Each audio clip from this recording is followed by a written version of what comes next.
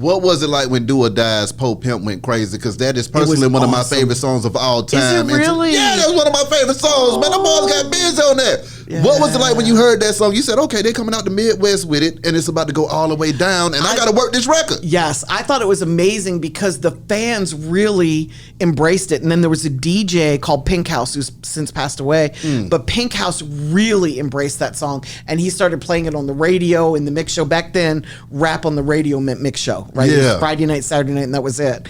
So he was playing it on the mix show, and that was just taking it like to the next level. And the fans embraced it. People were buying it. And it was exciting because we knew that our hard work was leading to that. That's right. And we were pressing up CDs and we were getting into the stores, Yeah. and selling them out of the trunks of the car. And then we got it to a point where it was doing so well that the labels started calling. And then I got to negotiate. I thought I was going to get to negotiate a deal for them. I was in the middle of negotiation. They went to Houston for a weekend and came home, signed to Rap-A-Lot. But it featured an artist called Twista on the song. Yeah. And the label that put them out they were like, okay, you can sign to Rap-A-Lot. We have no problem with that. Yeah. They just pivoted and started working Twista, and we ended up getting him a joint venture at Atlantic.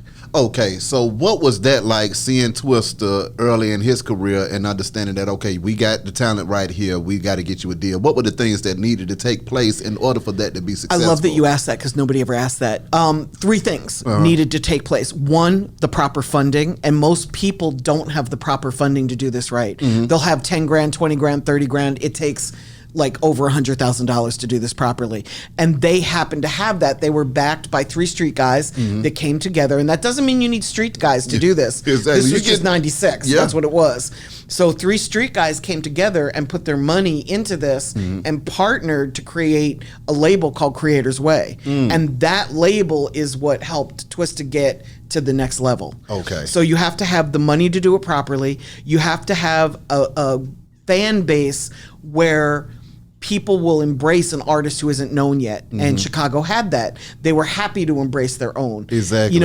There are cities where if you're not super famous like Drake is today, they don't support. Yeah. But Chicago happened to support Do or Die and Twista and the underground movement. And that needs to take place. And then the third thing you need is to have some sort of an industry. And what I mean by that is we had a DJ called Pink House who was willing to play it on the radio to help spread it. Yeah. We had promoters in Chicago, and I lived in New York at the time. I was the outsider, right? But we had promoters that would give him shows and let him perform. So there was enough of an industry to support what Creator's Way was trying to do. And then we just took it to the next level.